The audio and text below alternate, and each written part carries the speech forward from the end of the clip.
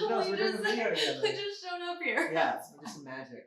Magic of videos. Yes, exactly. I'll be like a Star White. It's just like and we're back. Yeah, exactly. Hi, I'm Jeremy. I'm a writer, and this is my YouTube channel where I make videos about all things imaginary. This week, after a long time of not uploading due to house renovations, which is why I'm shooting in a little bit of a weird, different environment, I'm making another video about LARPing. I just went back to another game of Twin Mask. This was the March game, and I wanted to share a little bit more of my experiences. But I've already talked so much about my reactions to LARP, what I think about it, and how much fun I've been having with it, that I wanted to bring somebody else on to share their take.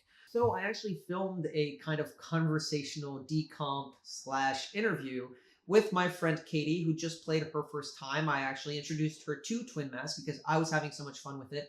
And we've played Dungeons & Dragons together, and I know that she's super into a whole slew of nerdy stuff, including cosplay and some other things. All in all, I had a really great time, and I'll just roll the video of us chatting about LARP, and hopefully you'll enjoy it, getting to hear somebody else's perspectives besides mine, and hear a little bit more about what I got up to this game, too.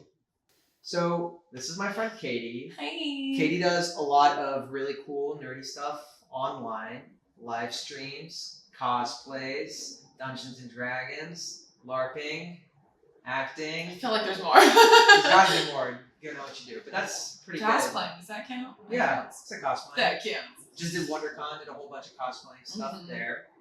And you guys have seen my videos. I started LARPing at Twin Mask, which is the fantasy LARP in Southern California that I've been going to back in October. And we were coming up on my 4th game in March, and I wanted to get some friends involved. I have a lot of nerdy friends that I knew would enjoy it. And so I brought it up to Katy and her boyfriend Zach about getting them to come out. And they were all about it. They decided to come out. So after that, I think the game was, what, 2-3 weeks after? Yeah, 2-3 weeks. Something like that? Yeah, because WonderCon was 4 weeks after that. Right, okay, yes. Yeah, it's been a busy spring. Jeez. Busy month. So after that was just about kind of getting the character together and figuring all that out. Which is a lot more work than you think it is. Like, you might think, oh, I just pick what I look like and my name.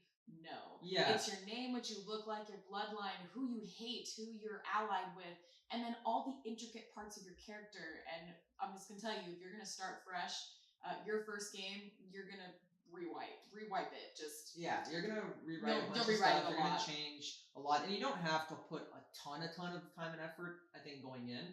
Especially with the backstory. It makes yeah. You don't really know need a backstory. Right, exactly. You don't know enough about the game, I think. And it just depends on the kind of player you are. Like, you have a lot of experience already cosplaying. So you were putting, what, 3-4 costumes together before you're even your first game. Yes. Which is a lot. Yes. Which is a lot. We went thrift shopping. I didn't spend that much money. Stuff. That's true. Yeah, very thrifty. Very thrifty. And you also play D&D, and so you have experience putting together characters for role-playing games, so you wanted to get deeper into it. But was it overwhelming at first? Was it a lot? The game or creating a character? First, creating a character. Okay. Because I think it's really interesting to compare what you expect the game to be like beforehand versus what it's actually like and kind of your, difference. With the character creation, it wasn't too difficult for me because I just picked one of my favorite D&D characters that could easily be just switched into a different world. But I did create her wrong. Okay. I wanted to be, as you know, an assassin type at first.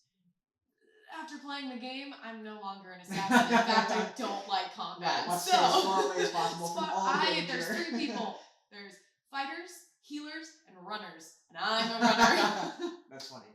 That's funny. Yeah, because going in right, you had this character, and it actually fit perfectly. For those of you who know Twin Mask, Katy made a Trahazi, which is kind of a Romani type fortune teller, intrigue, nomad, traveler. Yeah, exactly.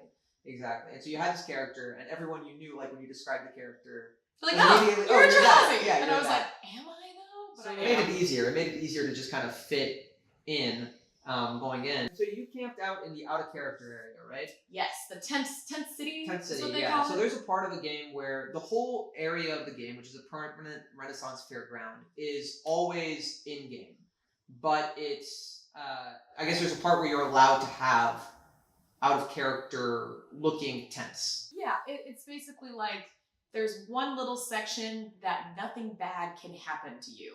And if you are new and you want a tent, it's called Tent City, and you should stay there. Because once you're in your tent, you won't be ambushed, you can relax, you can be out of character, and it's fine. The other section of tenting is what I'm doing next time, because I am fired up for it.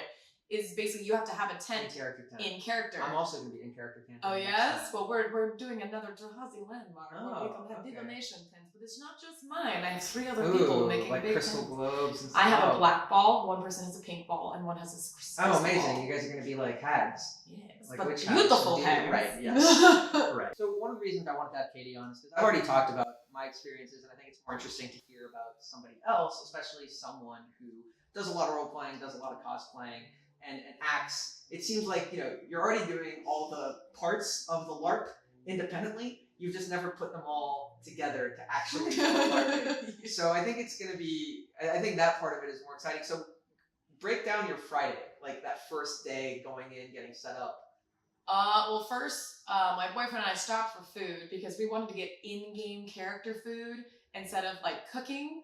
Plus, I don't have a stove because I lost that in the divorce. So we got berries and we got bread and we got butter and cheese and some crackers that looked like they would belong. Got it. Stuff that you could actually have out and about. Yeah, because I carried them in plastic bags that did not have zippers, and then I put little cloth pouches. Oh, okay. Oh, cool. Yeah. Wow. I didn't realize you'd done that. Oh yeah, this is how. Well, I mean, I really was around the whole time. Barely saw him. It really depends on who your character is. Definitely. Zach came up to me. He played a character that hates pirates. I play a pirate. And I knew he said that he was wondering what he's gonna do at Inception, and I was like, okay, cool. I guess we're just not gonna like each other in game. But our first interaction was him like going up to me and like grabbing me and being like, "You look like a pirate." Yeah, which with people you don't know, you don't like usually reach. You have to ask for consent. Yes. But we know each other. But we know each other, so like, so I can smack him in the face and it's fine. Right, I would be okay with that. With like people that I know. Will be okay. Oh shit. Tomorrow I'm just gonna the next video after the next game we're gonna have a huge you said it. You said it. It's I'm on gonna cut that out now. Just exactly. Oh, no. So you guys stopped to get food that's in character. We stopped to get food that was in character. We got there at like 4:30, which was perfect because it was right before we actually had to sign in at 5 as new people or anyone in general. We set up our tent. Some lovely folks had already played before, showed us where to be and how to be in Tent City. Yeah. Then we had to return our car, which I meant to come and be there on time, and I didn't end up getting there that night until 8 because I was working. Honestly, Friday to me, unless you're new, isn't really important in my mind.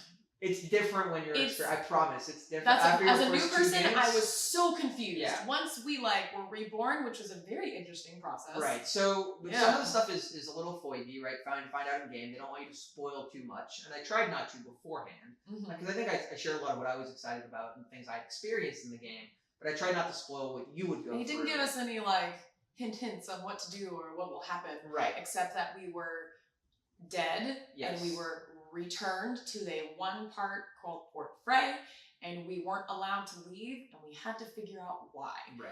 And I was like, okay, makes sense to why the backstory makes no sense at all, or why you need a backstory. Yeah. Poor Zach, he worked on his backstory for so long. I tried to hint him and point him in certain directions, very strong-minded. Yes, but it's okay. But I mean, once you play once, then you can adapt it, and honestly, right, the backstory is fun and exciting, but the game is made by what you do there. Right. Which I did not know, and now I do know. So my character's being completely rewritten. But it's still the same concept. Still the same concept, still technically the same person. Yeah. But instead of being a thief and an assassin, I'm switching to more of a divination. So you're actually going to do magic, like divination magic? I'm going to do divination magic. Okay, awesome. I'm also going to put my name in for the court, for Jahazi. Cool. Since I already have a following. Start going Interesting. Well, we need a seat. We gotta have someone on the court. If it's not me, who will it be? Right. Yeah. Well, it's tough. That's gonna be an interesting road to go down. It'll be hard, but it'll be fun. Yes. Yeah. Right. Friday night you come in and you're kind of overwhelmed, right? You don't really know. It's cold. It's cold. It's dark. There's a bunch of people running around. There's right? Big game. So many people running around. 300 plus people. Yeah, basically you're reborn, and as you get back to where you're, I guess, supposed to be, you go around and you ask questions, and then some people will point you to the tavern, and you're like, I don't know where that is. So they're like, this way, m'lass, and they'll take you to the tavern. Then you meet with someone who looks like they're from your clan. Because you can tell, right? There's You specific can costuming tell, yeah. suggestions, and sometimes it overlaps and blends, but for the most part, they're distinct enough that you can if you're friendly enough, just ask them and they'll point you towards someone. Right. Thankfully, I had met someone while we were registering who was a Trahazi. Perfect. So I'm like, oh, I'm going to look for that person. Found that person, had a good hour-long conversation, and then mayhem started. And did you find yourself connecting more with the other new players that came in with you, or more so with existing? We connected in the confusion, for sure. Yeah. I know that. Is that attacks start happening, people start... What were they, what was it? Little masks, my body is missed. Shades? The shades! Yeah. The shades started, like, following everyone, and I didn't know what they were, so I would, like, hold my knife. I had one dagger. I'd hold my dagger and, like, look around, but they weren't really attacking anyone. So then I'm like, okay, well, what's the point of this? I don't understand. Do I attack you? Do I look like a dick if I do that? Like, I was like, are you gonna kill me? Creepy, right? You don't understand, so you have to, like, figure know. it out. Yeah. Yeah, it was just, so you just kind of venture up and down the lane and figure out what's happening, and eventually you either decide to go to sleep or you decide to do something. And it wasn't for me until the morning that I actually decided to do something, because I was very lost and confused. That always happens. The Friday night, it's a lot harder, especially I think your first 2 games, to get into the character, to figure out what's going on, and then start putting things into motion.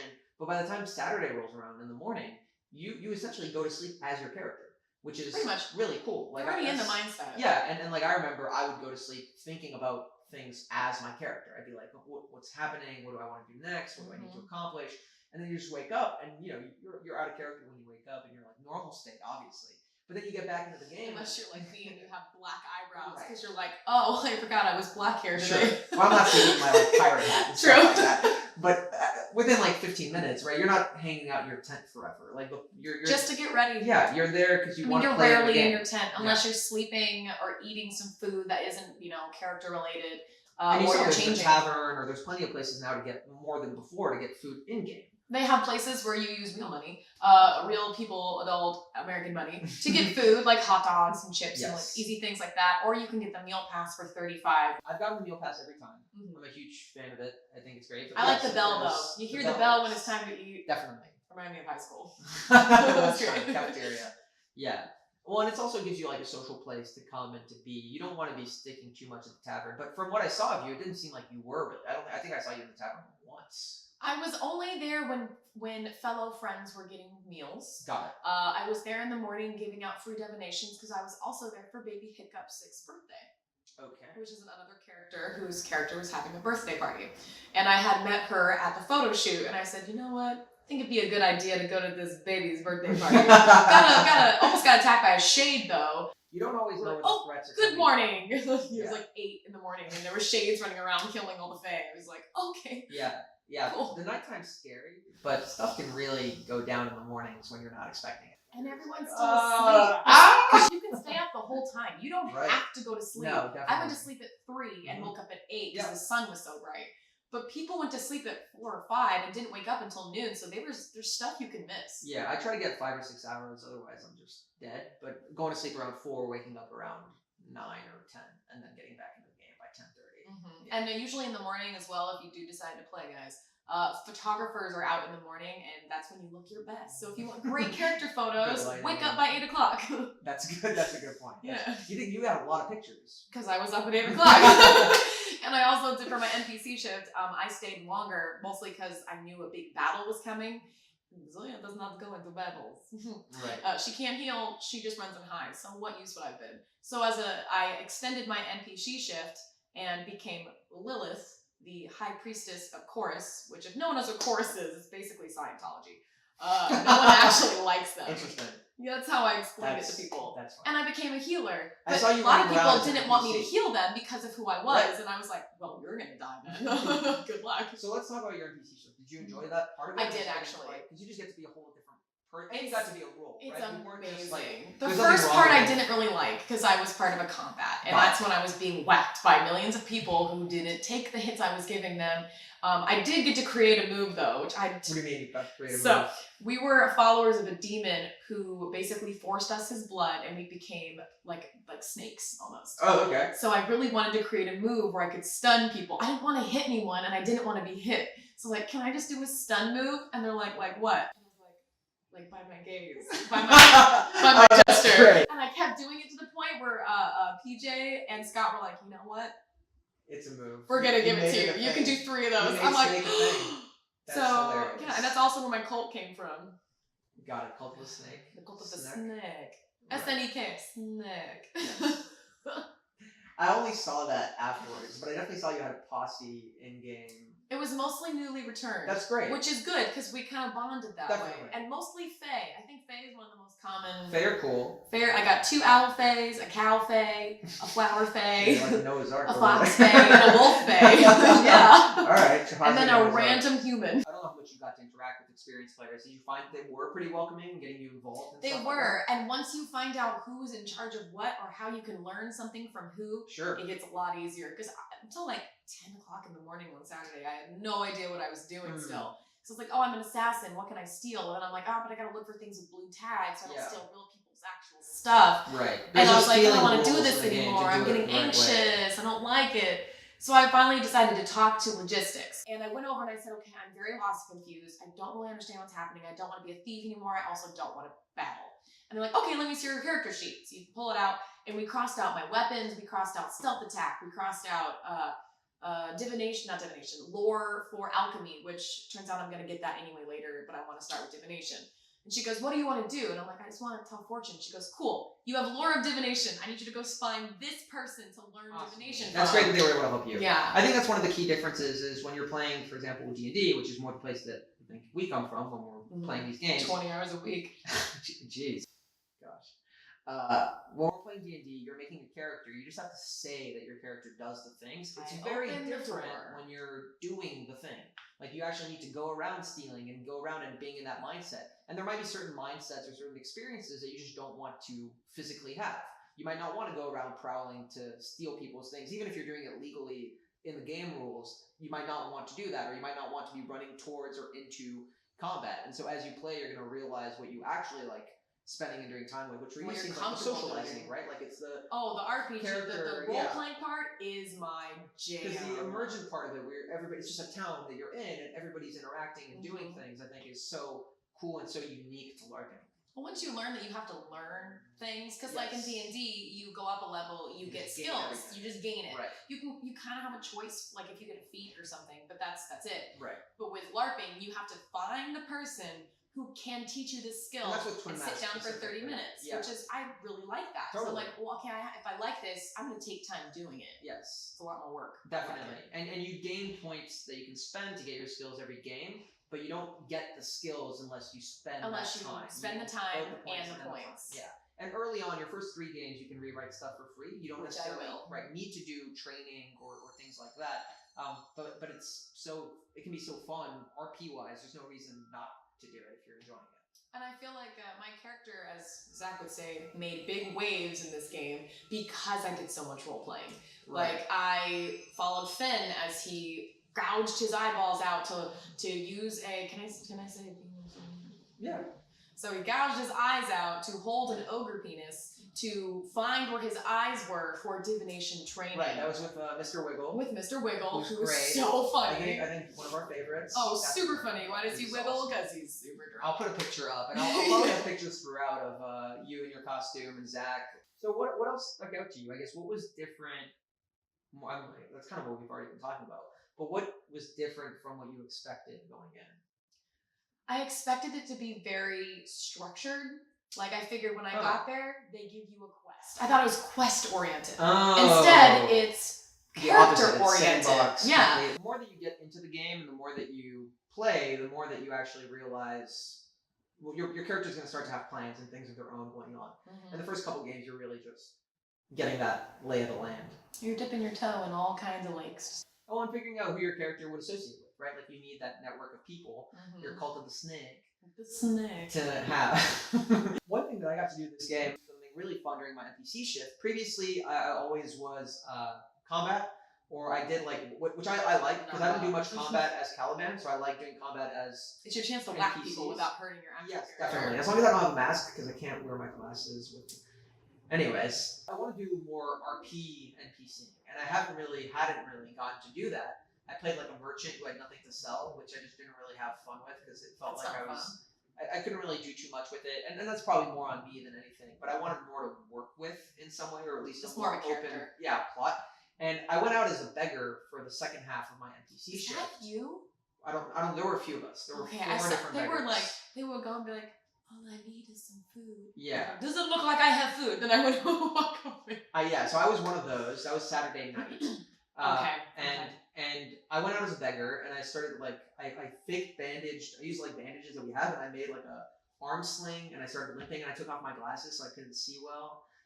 And so I started running around like this, and I came up with a backstory for my character running around. I started limping around slowly, begging for money, and slowly came up with a backstory about 20 or 30 minutes into that shift. And I don't think it's particularly foigy, so I want to share the story. I was sitting by the tea house, and somebody there gave me some like in-game money, and I used it and I actually got tea and was like having tea. I went back up to get it cooled down, and the people who had given me money who were sitting at the tea house invited me to sit with them. And I was playing a very, shy, sad beggar who didn't want to impose. Like, hide your face? And, No. I had a cloak on actually, so I had my cloak. And my cloaks. rags, and like I'm very, very sad. And so I sit down with them after some prodding, and they're talking to me, and I realize very quickly that both of these people are new players, new characters that have just returned. Did they have the blue band on? They didn't have the blue band, but I could tell just from the information that they had, and I had way more information as a player, but my character didn't necessarily know anything. But in backstory-wise, I figured he was a normal person who was in Port Frey, who had spent some time here, and so he knew certain things, and so I was giving them some like open-ended hints that they could kind of maybe go and explore and do things. And we were just talking, and they were trying to cheer me up. The backstory I came up with was that I was a painter, and my painting arm had been broken, and I was also losing my vision, so I couldn't see things to paint anymore. And so very tragic. I like tragic backstories and everything that I do. Really tragic. So I came up with this tragic backstory, and so I had them describing the scene to me in the tea house as if I couldn't really see it. And explaining to me, I was like, it sounds like there's a lot of people. How are there, who are the people? Describe the people in the tavern, or describe the decor, and like describe yourselves. There was an Offendal and a half-fae. Offendals being elves in the game. And the half-fae, I asked her, what kind of half-fae are you? As if I couldn't really see what kind of half-fae she was. And we were just talking. And then she was a bat half-fae. Oh, I didn't see that one. Very cool. And then everything went to shit, essentially, when there were undead monsters that attack the tea house, and everyone gets up and runs. But I'm a limpy little beggar, so I like start to stand, immediately get down. And so I just fall unconscious, and I start going into my bleeding out count over 3 minutes, and I figure... Which you can't actually say anything, like you can, but it's quiet whispers, and I wanted to be so dramatic, and his eye is bleeding out, she sees the light, so she goes towards the light, but you have to be quiet, so it's like, oh, help me. You can crawl. Oh, I didn't know that. Yeah, I believe you can I'm not crawling in my costume. But that's fair. I figured I'm not playing a hero, right? I'm not playing a return. I'm playing like a normal person who's just down on their luck. So I didn't want to go crazy, and I figured if I got to 3 minutes, I'd be like really permadead. And so I start counting down the 3 minutes to see if I die or don't. People are attacking all these undead monsters, trying to fend them off. Everybody's left the tea house, and I'm just sitting there like, seeing barely seeing things through my kind of blurry normal vision. And then I get down to about the last 30 seconds of my count, and the Offendal like charges through the undead and runs to me because he sees me like dead. And so they like fend off the rest of the undead as he's there, and they get someone to bring me back up just in time. And so my character, I'm like I'm a beggar who feels like his life doesn't matter anymore, right? The thing that he was born to do, painting, he can't anymore. Yes. And so he's feeling like, oh my God, this is amazing. Like, why'd you don't even know me. When you gave me like a silver so I could have tea, and then we just sat down and talked together, and you risked your life to come back and save me. And he was like, every life is worth saving, like very like hero. He had his hero moment. He was an Offendal warrior. And so he had his hero moment with that. And so they bring me up, and then we start walking away towards the tavern, and they knew by that point that my arm was broken. And they were like, oh, we'll bring you to a healer. I'm like, no, healers won't fix my arm. They need to focus on you guys, right? You guys are protecting the town. There's danger. They're not going to treat me for free. Like, that's not how that works. But this is not Canada. Yeah, right, exactly. This is America now. This is America. So they find me, they pick me back up and start like leading me towards a healer, and they lead me to a healer, and then they fix my arm. The healer at the tent, or just with a healer? No, just with a healer on the. So we were going towards the healing tent where healers were set healers up. were around. But it was just there was so much Just battling always and a stuff. healer. And so they had someone mend my arm, and I was like, all right, wait. First, they like gave me money. Then they invited me to sit with them and talk and tried to cheer me up. Then they risked their lives to come and save me. Then they actually succeeded in saving me, brought me back, and then they got my arm fixed. And so I started going super deep into it, and I used to act as a kid, and so I was like calling back on all of that, which I was really enjoying, because Caliban, who I play, is not an emotive character at all. He's very much in his head, very calculated, very cunning. But this, political. yes, right. This character, not at all, very much like emotions, sad, etc. Did you become a stalker? No, I started like actually crying. I went full bore, and I like literally weeping in front of them, and I was like thanking them and like laugh crying. Like couldn't believe the character Silas, this painter, couldn't believe what had happened to him, and like the fact that these people went out of the way. And I saw him like looking at me like, because I was actually like, I actually just he's like, wait, are you okay? No, right, nobody. I did like the small like you do like okay symbol if you're checking on people to make sure that they're in character but not out of character. And then we went to the tavern. I had my meal out of character thing, so I took it as if in character they had bought it for me. And so went and ate, and we finished talking. And then by that point, in 2 hours, my NPC shift was over, and went back and finished. And that was so much. That was a highlight of all the games for me, like really up there in terms of top moments, just because it was so much fun. And then got to play such a different character and get to be like just a piece of somebody else's story in that way. So that was really fun. Getting hatred from random people, that's why NPC was not fun. Yes, well, you're playing a very targeted. Which was fun though. I was like, oh, I get to be Scientology, but it's all nice. It's may his warmth be over you. Right. As people would like spit at me and tell me to F off, and I'm like, his light shines on us all. And you had your crew with you. I had 4 deacons with me, guards who I actually ran into at WonderCon, which was so fun. They were like, were you a priestess? I'm like, yeah. She goes, Secret Sister Society. Grace. Oh my god, it's Lilith. Like it was hilarious. That's amazing. That's oh amazing. my gosh. But anyways, so you had a good time. It sounds like, all things considered. I did. Yeah. I'm definitely gonna go back. Well, not even all things considered. You just had a good time. Period. I mean, it was great. Honestly, if you are super stressed out and it's mostly up here, yeah, LARPing is great for just forgetting about your phone, forgetting about everything online and money issues and when rent is due. Totally. It is such a vacation. It is. It's tiring physically. Like you will go home and you will crash and burn for at least 2 days if you don't take a nap and do Epsom salt on your body and eat some good food, drink a lot of water. Because if you don't, you're going to have a really bad LARPing hangover. Yeah, you're going to be wiped out. But your brain will feel great. Right. I was really looking forward to relaxing this game. And because my character, Caliban, had so much going on in terms of plans and politics and stuff like that, I was not relaxed at all. But I didn't realize it until Sunday morning when I woke up after Saturday night and the game was over. And I immediately was just like relieved because I hadn't had to worry about my own work for like 2 days. And I had taken care of everything I needed to do by finishing my deadline Friday night just before coming. And Caliban had done everything he needed to do over the weekend. You're like, both of my schizophrenic personalities that I had done for LARP were just so like, nice. they had both been taken care of. And I was like, oh my God, this is great. I feel so chill Did and anything relaxed. like trickle off and continue into real life? Like my voice, I kept talking like I couldn't turn it off. Because Caliban is such a subdued character, I don't get much bleed, is what they call it, right? Where you kind of get that overlap. Is that what it's called? Yeah. I don't get too much of it. But I do, for me, like the enthusiasm in this game of having that NPC shift and of the stuff that's now getting to where I want it to with Caliban means that like, now, even 2 weeks later, I'm still constantly updating my notes. I have like folders and files of notes and plans. Oh, well, Zoe has an Instagram. That's right. I've also talked to the photographers. I've also talked to the NPC shift and story creators. Cool. Because I want to be involved in everything. It's fun. Okay. I wish Friday was longer though, or I wish we played a little bit into Sunday. Right. I get that. It's a little bit longer. Yeah. We start from 8 p.m. Saturday until 6 a.m. Sunday. We're talking like of how much I want to do, like with NPC shifts and with photography and with playing, and maybe and I want to do an alt character, so it's like there's not enough hours in the game. Like I won't be able to play my character for enough time to learn and to grow the character. So it's like, what's also cool is I don't think you've ever mentioned when you're part of this game specifically, there's online groups on Facebook for every culture, every bloodline, including a general chat, a chat for the combat practices. and people will constantly ask, "Hey, do you guys want to go to dinner?" The game does not continue outside of the weekends. The community, community definitely does, right? You've got we Like both Friday's live I very miss your close to face each other. gathering. Yeah, we both live really close to each other. And near here, they do fighter practices. So if you want to get better at combat, you can do that. I like the combat side of it. It's not my favorite part of the game, but I also don't play a very big combat character because I know personally I'm not as capable in combat as many of the people who play. So I don't want to play a character that's meant to be good at something I can't execute on. If I wanted to get better, I could go if I practice and keep working. I'm not a good thief. Exactly.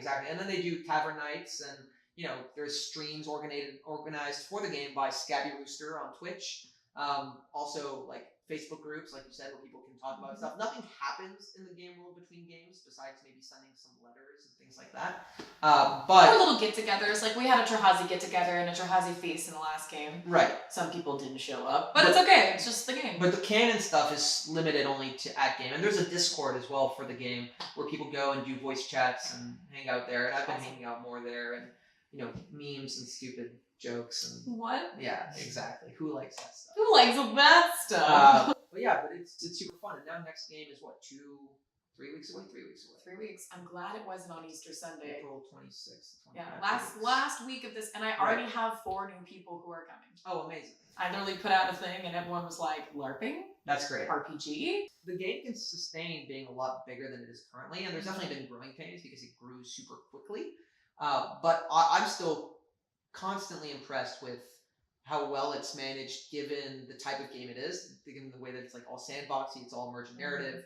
There's plots going on, but so much of it feels like it's like staff has to keep up with the player base doing things, and that's like you said, you're not structured. You can do whatever you want really can. in the game. I did ask for permission for a few things, like with the prophetic dreamer. Yeah. It's a very visionary type thing, and I asked him, "Can I get my prophecy a little sooner before midnight, so that the next day I can put in white blank contacts and have a vision in the middle of the street to get more people involved in the prophetic dreamer part of it?" Cool. Yeah, not a lot of people want to do that, but I'll do it. Right. No, I think that's super interesting. I'm trying to think if there's anything else. Is there anything else that comes to mind for you? Do you do a lot of late night stuff? I stayed up as late as I could because I wanted to, but I played D&D the next day, so I was like, Sunday, yeah. When I woke up on Sunday, I'm not gonna lie, the first thing I said was, "Oh, reality." And then we got in the car and I went, "Oh, we're going to D&D." It was like an hour of reality. To be fair, you don't have a lot of reality in your. I really don't have a lot of reality. As much time in fantasy as possible. Well, it's not even that. Like, I'm an actress, so like I'll act for my job. I pose for modeling for different characters. I have D&D. I have LARPing, and when I'm live, I put on costumes. So it's like most of my life isn't real. Did you have a lot of bleed? Because we were talking about that. Did you have like you said, you kept talking as your character? It wasn't so much like emotional stuff, more so just acting. It was mostly acting and then being motivated to do it again. So like when I was doing my voice, I went to D&D, and I play a character on Sundays called Roki Toda. She's a dragonborn. She's slightly insane, and she talks like Lola from Big Mouth. Oh my god, guys! Are you serious? They put the god in my name about my credit and shit. Like, that's her voice, but I kept speaking like Zoya the entire time. And I was like, well, I'm just going to be Zoya today because I can't remember how to do the other voice. And it was just so much of Zoya for 3 days. And apparently I had people texting me telling me they were speaking like Zoya after the game. That's funny. My Zoyas, they kept chanting, "We are Zoya." You went into it so quickly, right? Like, you immediately went into a role, you took on an accent, you had your costumes, you had multiple three changes. Yeah, that's crazy. Like that's a lot to do. It is for a first game. I was mostly exhausted because I wish somebody told me to take a full day off, even if it's not away on Sunday. I feel like that's my fault since I brought you in. I should have taken Monday off. Like, I should have had a day to just relax, put the costumes away, put the tent away, like make a note for next time when I needed stuff like that. Because I worked every day until yesterday since LARPing, and I felt like I was just go. No, I do pretty much nothing on the Sunday, and Monday I start doing a little bit of work again, and I don't touch my car until the Monday. Sunday I don't unpack anything, but then Monday I make sure I have nothing happening that day, and I unpack everything and take it down. My car is partially my job, so it had to be cleaned up. Right. Yeah, that's fair. But it was still fun. There was just a little bit of bleed with the voice, and then a little bit of I should have known to stop. I should have known to take a day for myself to uncharacter myself, and it would have gotten a lot better. But I did hear a lot of my followers, my cult followers, I did hear them complain about being so tired. And they're like, we love it, but we're so tired. And I was like, it's okay, my little snacks. It's great. So, not to give away anything, but anything to tease for games to come or things that you're excited about that, without Well, the prophecy sharing. thing, I kind of already said it, but Right. I will be doing that for any prophecies given to me. I've got the contacts ready on standby. Cool. The divination tent is going to be another Trahazi landmark because as a Trahazi, the first hour or two in darkness, I couldn't find any Trahazi because we don't have a landmark because we're nomads. Yeah. Finally found them. Decided I want to create my own to help characters and newly returned not feel the way I did, and I almost wanted to quit. On Friday, I was like, I'm going home. This is too confusing. And then I woke up and gave it an hour or two, and then I went, oh, I have to learn things. Oh, that's I one have reason to do I was this. worried. I barely saw you guys. I didn't have a chance to see you guys. And the one time I did see Zach, it was just that kind of that assault, one moment, and then he runs off. And I know Friday is it's tough. It's definitely tough. Friday is hard. Saturday is a lot of fun. Honestly, stay up as long as you can. But as soon as you know people, like next game, you'll know people, right? And so you'll still have the new player thing because it'll be your second game. But now you can help new players, and you'll get more friends based on that. And then you'll be like, oh, you are cold. You are looking for wiggle. Yes, he wiggled when he walked. Like give them I would point them toward Cole or point them toward Jahazi, and it's a lot easier. But it'll be definitely interesting to see how different the first game is from the second game. It's a lot of fun. It's definitely well worth, I think, the time and the money that you put into it, just because of how much of an experience it is. If that makes sense. Like it's such a unique and different thing to be a part of. But yeah, you reuse your costumes, Renaissance Fair. Well, that's everything I do. Yeah. Our karaoke game theme nights. Yes. Like just rewear everything. Yeah. I got my costume knowing that I would do pirate stuff at my Renaissance Fair. And wear that costume there. The alt I'm working on, I'll probably wear to Labyrinth. And I'll have to talk to him about my alt. He can help me figure out which one I want to do. But that's it. I hope you enjoyed the video. I'm still trying to figure out what kind of LARPy videos to make going forward and filming more before and after. Twinmask itself is doing a lot of stuff with videographers and things like that. I know, they're expanding it. But I'm so bad at the video stuff. I hope you guys enjoy it. I want the content to be interesting, but I'm not excited about spending a bunch of time on production. Yeah, I don't edit things. No. I'm live or nothing. So people are always like, "Are you a YouTuber?" I'm like, minus the editing, minus the actual putting things up. Right. I do have a playlist called "I'm into shit," and it's everything I've found that I'm in online. I'm into shit. I'm into shit. I thought you said I'm into shit. I'm like, okay. I'm into shit. Yeah, that's cool. You and everybody else, hopefully. Full apathy. Anyways, thanks for watching. Come join us at Twinmask. And, come look for us on it. Yes, I give you free divination. Maybe we'll do more at some point and talk more about how your character is involved in alts and stuff like that. Anyways, I'll shut it off.